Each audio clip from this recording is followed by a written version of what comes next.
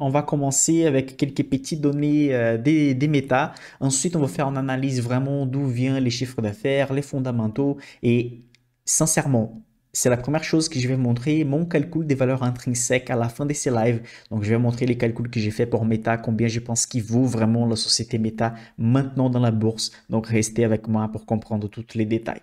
OK? Cyril, bonsoir. Pierre, Alexandre, cool de te voir ici. Allez. Donc, Meta, on sait qu'il travaille dans les secteurs des technologies. La catégorie, c'est les marketing et les données. Actuellement, les cours de l'action, c'est presque à 200 dollars. Et la capitalisation de la société, c'est 500 milliards de dollars. La société a déjà touché plus de 1000 milliards, mais avec la baisse récente du Nasdaq et des sociétés de technologie, la société a baissé énormément dans la bourse. OK? Bon, tout le monde connaît les groupes Meta. Il ne faut pas oublier que Meta, c'est la société qui a les Facebook, les Messenger, Instagram, WhatsApp et la société Oculus qui fait les investissements des Meta à ce moment par rapport les métaverses et les lunettes de réalité virtuelle. OK? Donc, il ne faut pas oublier que les groupes Meta, c'est un groupe qui investit beaucoup d'argent sur la technologie. Il possède plus de 10 milliards de clients. Ça marche? Donc, on verra en détail les clients d'Instagram, WhatsApp tout à l'heure. Mais il ne faut pas oublier qu'une société qui possède des milliards de clients, c'est quand même une société qui possède beaucoup de pouvoir dans le monde. OK? Bon, ici, on a les utilisateurs d'Instagram. Les utilisateurs d'Instagram ont monté énormément depuis 2013. Donc, vous pouvez voir que dès 2018 à 2021, on a eu une croissance énorme. Entre guillemets, grâce au Covid aussi, beaucoup de personnes sont mises sur les réseaux sociaux. Donc, Instagram a presque doublé sa taille d'utilisateurs entre la fin 2018 et décembre 2021. Est-ce que tout le monde ici possède d'Instagram ou pas? Je vais savoir parmi ceux qui sont ici. C'est gentil. Et pour ceux qui ne sont pas encore abonnés à mon Instagram, je vous invite, hein, même que ce soit qui pour me suivre. Hein. Vous savez que là-bas, il a une petite, pour ceux qui ne connaissent pas comment ça fonctionne. Donc, normalement, c'est un réseau social pour partager des photos, etc. Mais si tu vas suivre seulement les gens qui vous êtes intéressés par les contenus, il a la petite photo de la personne. Vous cliquez dessus, vous allez regarder une story. Ça dure 15 secondes chacun. Et normalement, je réponds à la question des abonnés là-bas. Donc, tous les jours, je suis en train de répondre à 5-10 questions des gens qui me posent là-bas. Donc, c'est super intéressant pour ceux qui ne sont pas encore abonnés à mon Instagram. Je vous invite. Club des valeurs sur Instagram. Ok. Maintenant, sur Instagram, s'il y a une photo, par exemple, d'un sac, et vous cliquez sur les sacs, déjà, vous êtes amené à la page des paiements. Donc, on peut acheter rapidement et on peut voir les produits très facilement sur Instagram. Et évidemment, que les groupes Meta vont gagner un pourcentage sur ça.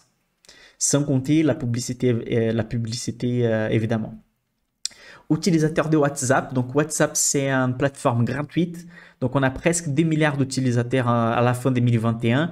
Et il ne faut pas oublier que c'est gratuit, mais les données qu'on donne au groupe Meta, ils utilisent ça. Donc, par exemple, les informations, normalement, les conversations, elles sont privées, ça reste privé dans l'application, mais quand même, ils ont une traçabilité de la quantité des mots qui sont dites à tel jour, à telle heure, si les gens sont en train de discuter par rapport à un sujet précis ou pas, quels sont les tags, quels sont les mots les plus utilisés de marché, les mots les plus utilisés avant l'élection. Donc, la quantité des données qu'ils possèdent par rapport des milliards de clients, c'est d'une richesse. Bon, vous savez que maintenant, les données sont l'or ou le pétrole de l'ère moderne.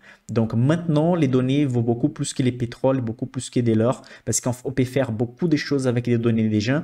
Si on connaît ce que les gens font, on peut offrir et faire des publicités beaucoup plus précises pour que les gens passent à l'achat.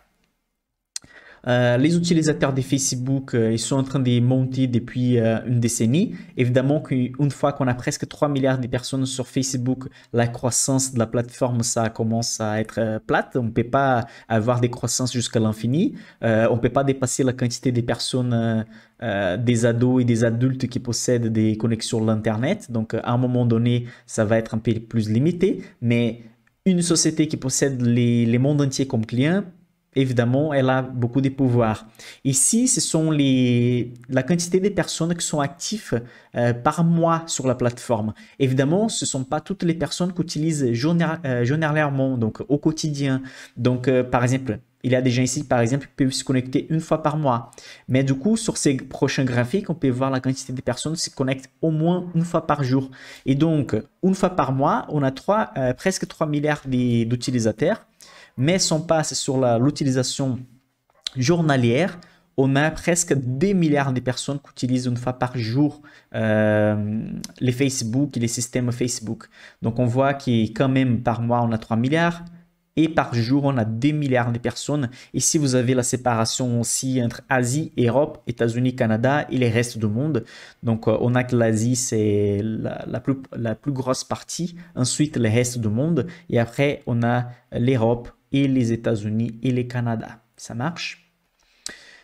Ici, on va voir la principale recette du groupe Meta, ce sont les ads, ce sont les AdSense. Donc, les mots ads viennent des AdSense qui viennent des publicités. Donc, sur les publicités, on peut voir qu'à ce moment, la recette sur les Q1 2022, donc les premiers trimestres 2022, est de 26 milliards. Donc, on vient sur la recette générée sur les premiers trimestres 2021.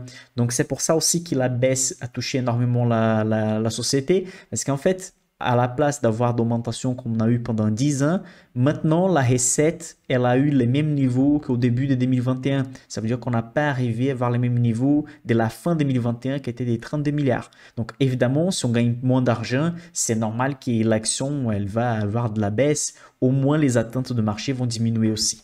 OK? Donc, ici, on peut voir la séparation de la recette par rapport à 2021 jusqu'au premier trimestre 2022. Donc, vous voyez que ça reste plutôt dans la tranche des 25 milliards à 28 milliards, la recette par rapport les publicités. Autre, on a quelques centaines de millions. Ensuite, on a Family of Apps Revenue, donc ça, tout l'ensemble des applications du groupe Meta. Et ce qui est intéressant, c'est la quatrième ligne, Reality Labs Revenue. C'est la partie de la recette du groupe par rapport les métaverses. Donc, vous voyez que ça génère déjà de la richesse, sauf que si on vient sur les petites tableurs du bas, on voit qu'entre parenthèses, Reality Labs Operating Loss, ça veut dire les pertes par rapport aux métaverses, sont beaucoup plus élevées que la recette. Ça veut dire qu'ils gagnent de l'argent avec les métaverses, mais la quantité d'argent qu'ils dépensent avec les recherches, avec les développements est beaucoup plus élevée. C'est que c'est naturel, parce que les métaverses, ce n'est pas encore la réalité. Donc, ils doivent faire beaucoup d'investissements pour que prochainement, on puisse acheter des lunettes, des réalités virtuelles, on puisse avoir des applications sur la médecine, etc. Donc, c'est normal qu'ils vont dépenser beaucoup plus d'argent, qu'ils vont avoir de la recette. Les attentes, c'est que dans les prochaines années, ça commence à être équilibré. Et dans 8 ans à 12 ans, on passe à la Web 4.0. On va entrer dans ces sujets où vraiment toutes les choses peuvent changer. Je vais parler des inconvénients, des avantages, de tous les points possibles dans les prochaines pages. Donc, pour ceux qui croient pas au métaverse, je vais donner des explications. Pour ceux qui croient beaucoup au métaverse, je vais donner des explications aussi, mon point de vue, quels sont les risques, les inconvénients et les avantages aussi. On verra tout ça aujourd'hui encore. OK? Bon, ici, c'est le niveau des dépenses et donc, beaucoup de personnes disent, OK, le niveau des dépenses, ça semble plutôt équilibré pour toujours, mais il y a une petite chose à remarquer ici. Sur les premiers trimestres 2022, on a 28% des dépenses avec les research et development. Donc, on a 28% de toutes les dépenses sont par rapport aux recherches et développement. Vous allez remarquer que du premier trimestre 2020 jusqu'au premier trimestre 2022, on n'avait jamais touché plus de 24% d'investissement par rapport à la recherche et développement.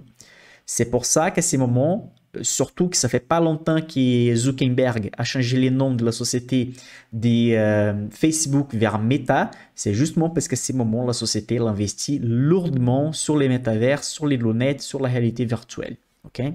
Donc, on voit vraiment sur les graphiques de la présentation de Facebook, du groupe Meta, que les développements et les réinvestissements en fait sur la plateforme sont super élevés à ces moments. Bon, ici, c'est les capital expenditures, donc ils sont en train de dépenser les capitales, la quantité de capital réinvesti, investi sur plusieurs projets, et vous avez donc qui en 2021, les réinvestissements étaient plus élevés qu'en 2020, et en 2022, probablement, ça va dépasser les niveaux de 2021. Donc, on va avoir plus de 20 milliards d'investissements sur des nouveaux projets, sur la plateforme, sur l'amélioration d'algorithmes, etc. OK? Bon, et ce qui nous intéresse, c'est les résultats nets. À la fin, résultat net, c'est ce qui reste à la poche de la société après avoir payé les employés, avoir payé la plateforme, l'électricité, les impôts, tout ce qu'il faut. Donc, on voit ici que sur les premiers trimestres 2022, la recette, les résultats nets, c'est de 7 milliards. Donc, même avec les réinvestissements sur le métaverse, même avec la recette des publicités qui ont diminué un peu, quand même, la société, elle génère 7 milliards de résultats nets qui restent dans la poche de Zuckerberg à la fin de chaque trimestre. Donc, Facebook, elle est loin d'être une société en perte. C'est une société en gain, toujours en gain. Et ce que les marchés a fait pour diminuer les attentes, c'est qu'en fait, la recette nette, les résultats nets, pardon, vient de diminuer. Vous voyez ici qu'au quatrième trimestre de 2020, il faisait 11 milliards par trimestre, après 9 milliards, 10 milliards, 9 milliards, 10 milliards. Et au premier trimestre 2022, seulement 7 milliards. Donc évidemment, il y a une diminution de gain, mais quand même, ça reste 7 milliards par trimestre. Et donc, on verra les impacts de ça sur les business et sur l'action. Bon, par rapport les fondamentaux. Est-ce que tout le monde ici connaît plutôt comment fonctionnent les fondamentaux, les ratios fondamentaux pour analyse boursière? Je vais faire un petit résumé pour ceux qui vont tomber sur la vidéo et peut-être ne sont pas très à l'aise. Donc, un résumé de vraiment 30 secondes par ratio. Mais pour ceux qui ne connaissent pas les ratios, je vous invite à aller sur mon site clubdevaleurs.com. Et là-bas, il y a un onglet qui s'appelle Downloads. Donc, vous pouvez faire des téléchargements. Il y a un livre d'analyse fondamentale d'action qui explique chaque ratio, comment analyser les sociétés dans la bourse. Il est gratuit. C'est disponible sur mon site. Moi, j'ai écrit dans l'année 2020. J'ai fait des modifications pour 2021 et 2022. Il y a plus de 60 pages, mais c'est bien pédagogique qui explique chaque ratio. Bon, les ROI, c'est les Return on Equity. C'est les retours, la rentabilité sur les capitaux propres. C'est combien de la société arrive à générer de la richesse avec ses propres moyens, sans besoin de faire des emprunts, etc. Normalement, un niveau des ROI au-delà supérieur à 8, 10 ou 12%, c'est déjà bon. Pour les sociétés de technologie, évidemment, ça va être plus élevé parce que c'est plus facile de gagner de l'argent si on travaille sur Internet. Donc, c'est le cas de Facebook. Donc, on a 29% des ROI, des retours sur capitaux propres pour les groupes, c'est que c'est bien. Et la moyenne des 5 dernières années, c'est 25. Dette par rapport aux actifs, combien elle possède des dettes par rapport à tout ce qu'elle possède comme bâtiment, etc. Donc, elle n'a pas de dettes, elle a assez de trésorerie. C'est une société qui possède beaucoup d'argent à côté, donc elle peut payer tranquillement toutes les dettes. Donc, elle n'a pas de dettes. La marge nette, c'est la quantité d'argent qui reste à la poche à la fin de l'année. Donc, par exemple, s'il rentre 100 dollars des publicités chez Facebook, elle va payer les employés, elle va payer l'électricité, elle va payer les impôts au gouvernement, elle va tout payer. À la fin, reste 31 dollars dans la poche de la société. Donc, une marge nette de 31%, c'est assez élevé. La croissance du BNA, c'est la croissance du bénéfice net par action. Donc, si on divise les résultats nets par rapport à la quantité d'actions disponibles dans les marchés, on va savoir combien il y a de bénéfices dans chaque action. Et donc, on peut estimer et on peut calculer la croissance de ces bénéfices par action qu'on peut résumer comme la croissance du résultat net. Et sur la dernière année, on a une baisse de moins 17% du résultat net pour les groupes Facebook. Mais sur les 5 dernières années, la croissance quand même, c'est de 31%. Okay? Les PR, c'est un niveau de valorisation, c'est un ratio de valorisation. Ça veut dire combien d'années, en théorie, on va rembourser l'investissement qu'on fait si on achète l'action de la société. C'est un ratio théorique. Je vous invite à télécharger mon livre pour vraiment comprendre bien ces ratios. Il vaut 14 à ce moment et la moyenne de la société sur les dernières années, c'est de 23. Donc, ça veut dire qu'elle est un peu sous-évaluée par rapport à la moyenne des valorisations que les marchés acceptent payer pour la société. Okay? Bon, on va parler un peu de l'action.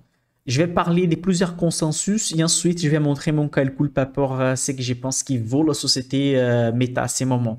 C'est pas caché des personnes ici que je suis actionnaire de Meta, je possède quelques actions de Meta et on va analyser ce que je pense à ce moment. Donc, pour les consensus des zones bourse, il y a plusieurs analystes et ils font une moyenne de plusieurs analystes. L'objectif de l'action, c'est des 190 dollars. Et l'action, à ce moment, c'est proche des 100 dollars. Donc, selon les analystes qui Zone Bourse a consulté, l'action possède environ 40-45% des plus-values si elle arrive au prix juste. Mais il faut voir que depuis octobre de 2020, les deux courbes ne sont pas ensemble. Donc ça veut dire que toujours on pense que Facebook mérite plus, mais la courbe noire arrive jamais à toucher la courbe rose ici. Donc quand même, peut-être ces estimations sont trop optimistes. Mais voilà, selon l'équipe des zones bourse et les analyses des zones bourse, l'action des Meta mérite plus. Ici, c'est les consensus Morningstar. Pour 2022, les targets, la société doit valoir 343 dollars, donc encore plus optimiste que les cas des zones bourse. Et pour la fin 2023, la société doit valoir proche des 400 dollars, donc une augmentation de presque 100% selon l'équipe des Morningstar. J'aime bien les consensus normalement et les calculs des Morningstar. Je pense qu'ils sont parmi les plus précis du marché, mais je trouve quand même un peu optimiste celui-là des Morningstar. Je vais vous montrer pourquoi tout à l'heure. Et aussi, on a des consensus des Boursorama, donc un potentiel de 46% selon les consensus des Boursorama. La société doit valoir des 185. Donc, pour Zone Bourse, des 190, pour Boursorama, des 185 et pour Morningstar, 343. Donc, on va rester pour les consensus de marché des principaux sites des finances entre des 180 et 340. Ok, c'est ça qu'il pense qu'il vaut la société. Donc, évidemment, quelqu'un qui regarde ça, il dit, ok, il faut que j'achète parce que la société est à 200 dollars. Et donc, dans un scénario normal, j'ai plus de tendances à gagner que de perdre. Donc, ça, c'est ce que les marchés montrent maintenant. Et je vais vous montrer les calculs que j'ai faits. L'objectif, c'est pas de montrer comment ça fonctionne. Dans ma formation Insider, on passe des lives 1h15, 1h20 sur chaque live pour montrer en détail chaque variable, où on trouve chaque variable, pourquoi on utilise chaque variable, etc. Les formules qui sont cachées ici dans les cellules, etc. Donc l'objectif, c'est pas de montrer ça, c'est juste de montrer les résultats de mes calculs. Okay? Donc j'ai créé un résultat réaliste, optimiste et pessimiste. Vous voyez à droite ici où il a les carrés, il a les rectangles rouges. Et donc, dans les scénarios réalistes, j'ai trouvé un calcul de 232 dollars. Ça veut dire que la société, à ce moment, elle est proche des 200 dollars. On a un potentiel dans un scénario réaliste de 20-25%, quelque chose comme ça. Dans un scénario optimiste, la société doit valoir 449 dollars, donc faire plus de 100%. Et dans les scénarios pessimistes, mais très pessimiste, 168 dollars. Ça veut dire que dans un scénario très pessimiste, où la croissance ne va pas dépasser 6% de croissance par an dans les prochaines années, ça veut dire que même les publicités, même les métaverses, tout va se faire en croissance très faible à partir de maintenant. La société mérite environ entre 160 et 190. Dans la moyenne de mes calculs, ça donnait 168. Okay? Donc, tout ça dépend si vous pensez que la croissance va être des 6%, 22% et 11%, et sans négliger les autres variables que j'ai utilisées ici.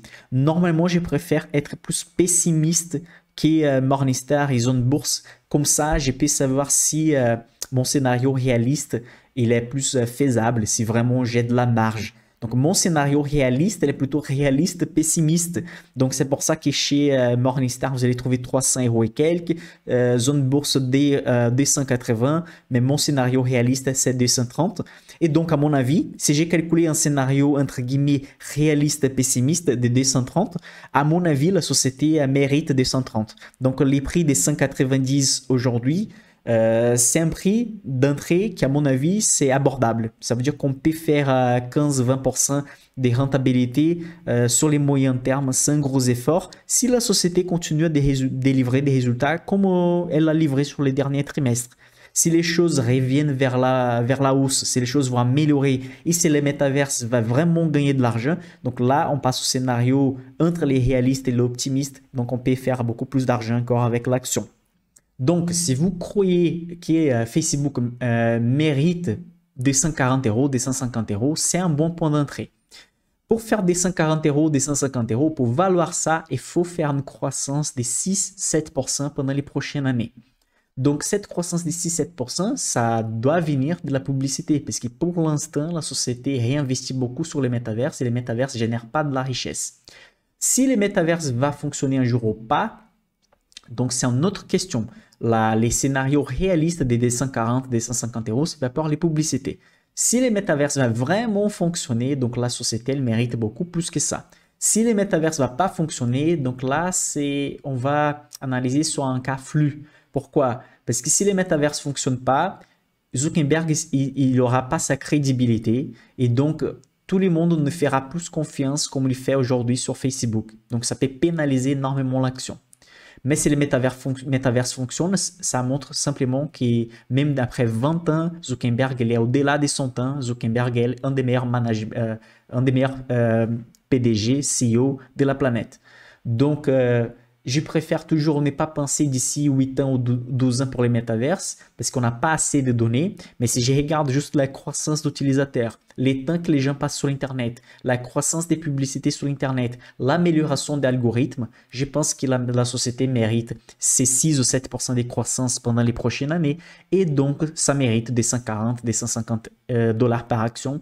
Et à ces moments, comme on est en dessous des 200 dollars, on a un peu de marge. Même si on se trompe sur les scénarios réalistes, on a encore assez de marge pour dire que c'est un bon point d'entrée pour acheter la société sur le long terme.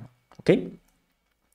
Voilà. Et avant que je termine, n'oubliez pas que, je viens sur la présentation, du 20 au 23 juin, sur ma chaîne principale, Club des Valeurs, je vais faire l'événement Rente Passive Facile. Donc, on va parler des rates, on va parler de la stratégie à dividende en détail, on va parler des SCPI, on va parler du PA, on va parler des assurances vie, des sujets que j'ai jamais parlé sur ma chaîne. On va parler en détail et c'est une séquence de 4 lives. OK?